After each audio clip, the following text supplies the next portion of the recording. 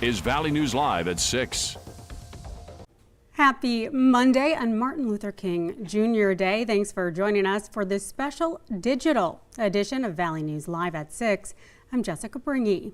Tonight's show is on our digital platforms only due to NBA basketball on KVLY. But first, let's get to another round of First Alert weather days. It's in the forecast after two significant weather events over the weekend. As more brutally cold air is on its way, Chief Meteorologist Russ Thomas is joining us with which 2 days in particular this week we'll want to be weather aware and how long we can expect the cold to stick around. Russ. Yeah, thanks, Jessica. It does seem like we're just constantly just bringing First Alert weather days to you, and that is because we continually have weather that deserves that. Friday and Saturday, so still a few days away, dangerous cold. We're going to get to the wind chills coming up in a few minutes, but I will tell you this. Wind chills 40s, even 50s below the expectation across much of the region as we get toward Thursday night, Friday night, and even into the weekend. Again, frostbite possible within just a few minutes. So check out, this is just the actual air temperature lows. This does not include the wind chill. This is for Friday, Saturday morning. Friday morning, 24 below Fargo, 23 below on Saturday, 29 below both days for Bemidji, 27 below both days for Grand Forks. Now, our next weather maker, Clipper system, still off in Montana. It will push into the region as we head into tomorrow and then again as we get toward Wednesday. Here's what we've got for you. Until 10 a.m. tomorrow morning, a cold weather advisory is in effect for parts of the region. Does not include Fargo, does include Grand Forks, northwest Minnesota, then portions of northeast North Dakota as well. Wind chills as low as 40 below. Frostbite again within 10 minutes. Here's a look at some of those temperatures tomorrow along with those wind chills. 7 a.m. it's going to feel like Grand Forks, 21, 26 below in Fargo, 22 below in Langdon. Coming up in just a few minutes, we'll have that forecast specifics for Friday, Saturday, and of course the rest of the week as well. I'd say I'm kind of looking forward to it, but also not looking forward to hearing about it. I know, I get it. I'm not looking forward to telling you, but I'm going to. Appreciate you, Russ. Thank you. As always, as we do anticipate some really not great weather, you can stay in the know the next time we do have that severe weather hit. You can just download that VNL weather app where you can find accurate up-to-the-minute forecasts when we all need them most. Download it or use it for free. Just search VNL weather in the App Store right now. A Nicaraguan man is dead less than 2 weeks after he was taken into U.S. immigration custody in Minneapolis. Victor Diaz was found unconscious on January 14th at a detention facility in Texas. Life-saving measures were attempted unsuccessfully. According to investigators, the death is a presumed suicide, but remains under investigation. Diaz was taken into ICE custody on January 6.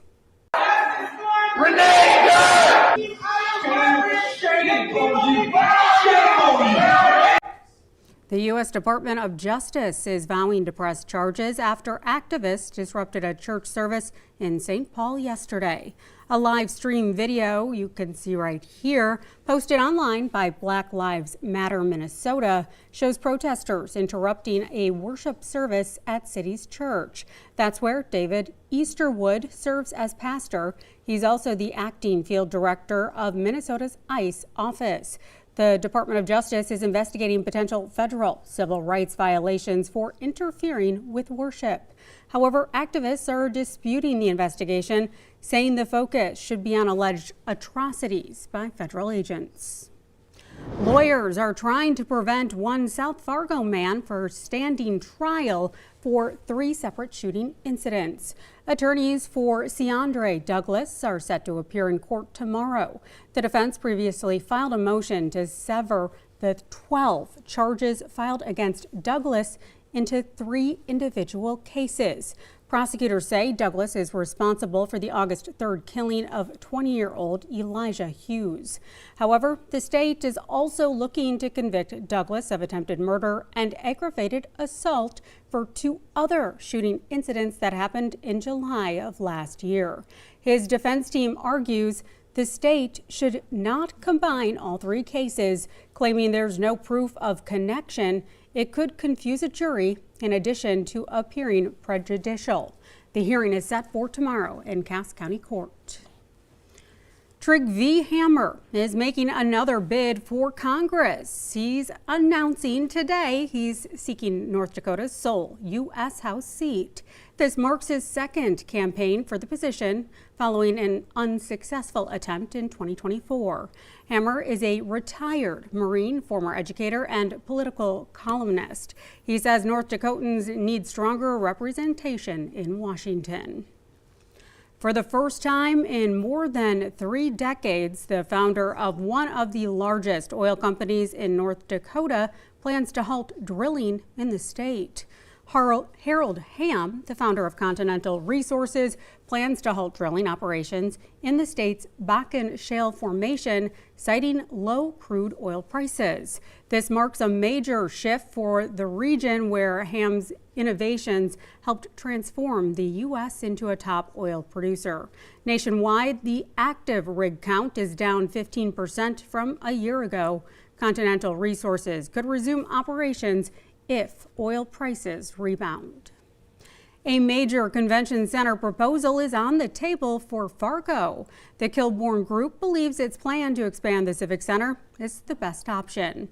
They say it uses existing infrastructure like power and water and will bring more visitors and the community members to downtown businesses. The plan reuses 2/3 of the current Civic Center, helping with budget challenges. It also includes 85,000 square feet for a ballroom, kitchen, and exhibit space. COVID has not been great for downtown Fargo. Started with work from home, which has impacted office space. We definitely have seen, a negative turn in some of the population or drug use in downtown Fargo. The city and the downtown community partnership and the neighborhood have made some really key strides. Officials are also considering sites near Brewhalla, the Fargo Dome, and Shields Arena. Concordia College hosted its annual MLK event today, a meaningful one of reflection and action. The campus community gathered to honor not only King's legacy as a civil rights leader, but to engage in thoughtful conversations about the issues that defined his life's work: nonviolence, social justice, and the ongoing struggle against racism, poverty, and war. It's not about one protest or one moment, but we do have to speak up against injustices. As Dr. King once said, I think in his letter to from the Birmingham jail, injustice anywhere, and this is what he tried to tell people, injustice anywhere is a threat to justice everywhere. As a reminder, this is the first time in 20 years the Fargo community isn't seeing traditional city celebrations that we've come to expect. You can read much more about that right now on your VNL News app. All right, with the extreme bitter cold we've been enduring, it's not just your car or pipes taking a hit. We know your skin is suffering too. Mine sure is. Dermatologists explain we're constantly losing vital moisture during the winter months. Our bodies act like humidifiers, releasing that crucial hydration into the dry air around us. I know that feeling. And those long hot showers we all love to warm up with, well, they're actually making the problem worse. While they feel good in the moment, all that hot water strips your skin of its natural oils. Doctors warn severe dry skin isn't just uncomfortable, it can actually pose a serious health hazard. Your skin is actually the barrier of protection to the outside environment, right? So if that gets dry and that gets impaired, you actually are putting yourself at risk for infection, not just the itchy, uncomfortable skin that happens when your skin is dry that can have you lose sleep at night and be uncomfortable, but you can actually get sick and get infections when your skin barrier is broken.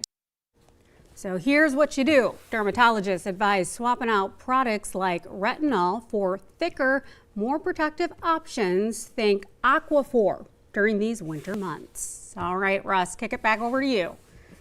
Yeah, I'm going to say this. I would say that you should definitely listen and take their advice. That being said, I'm going to take hot showers and risk it. I love the hot showers. Okay, here's what we've got. First alert next one, Friday and Saturday. Dangerous cold, multiple days below zero, and you factor in the wind chills 40s, even 50s below. We'll get to those numbers in just one second. Just want to kind of give you an idea, kind of the color-coded late winter Arctic blast. Got Tuesday afternoon moving into Wednesday. We get into these deeper purples and almost this whitish purple color. That indicates we're seeing the exceptionally cold cold air, and that's going to stick around again. It's going to move in late Thursday, Friday, Saturday. How about 6 a.m. on Friday morning? Expected wind chills.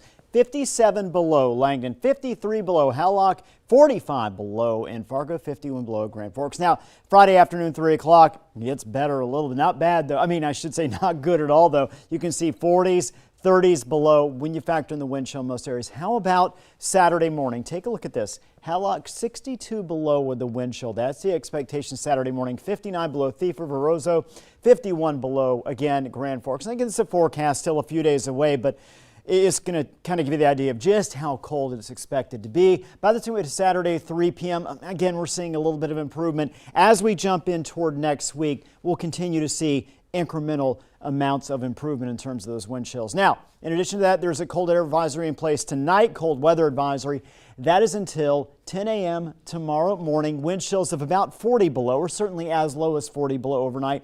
Frostbite in as little as 10 minutes. And again, where this is covered is where we have the blue there on the outline map. So as you're heading farther south, Fergus Falls, Detroit Lakes, Fargo, we don't have the cold weather advisory there. Still going to be very cold, but we're not under that advisory. You start heading farther north, Grand Forks, Langdon, Roseau, Baudette, Thief River, Bemidji, among others, are covered under that cold weather advisory.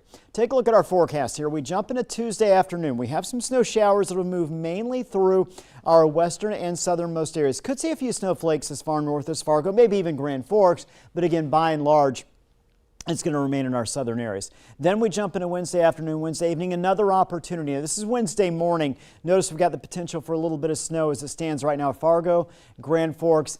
When it's all said and done between these two systems, even as we move into Wednesday afternoon, maybe a little bit more snow, we're going to see about 1 to 2 inches, most areas 1 or even less. We could see a couple spots, southern, western areas that do get up to 2 inches of snowfall. Not necessarily a lot of snow, but we're also going to see wind gusts, I should say, 15 to 30 miles per hour, even 30 to 45 in some hours. So it's going to take that snow that's even already there or that's going to fall during that window and blow it around. So again, Wednesday, another day where travel conditions are not going to be great. I don't think it's going to be as bad as it was yesterday or Friday, but not necessarily going to be great out there. Wind gust forecast as we head into late Wednesday, early Thursday, winds do subside somewhat. Tomorrow morning's lows, single digits below to teens below. Tomorrow afternoon's high temperatures, we've got single digits to a couple double digits, and again, a little bit of light snow out there. Our temperatures start to drop Thursday afternoon. Friday morning, 24 below with a high of 11 below. Saturday, 23 below with a high of 10 below. Both our first alert weather days. We warm up, in quotations, next Monday, Tuesday, Wednesday, Thursday. We're up to 3, 3, 7, and 10. Overnight lows are still well below zero Sunday and Monday morning. It always feels a bit strange to say we warm up when we're just hitting the teens. He did the quotes. You couldn't see it. He was off camera. But warm up. Warm up. Yeah, that's how it goes. Yes. All right. Well, thank you so much for joining us for this special digital update. We hope you have a fantastic rest of your night.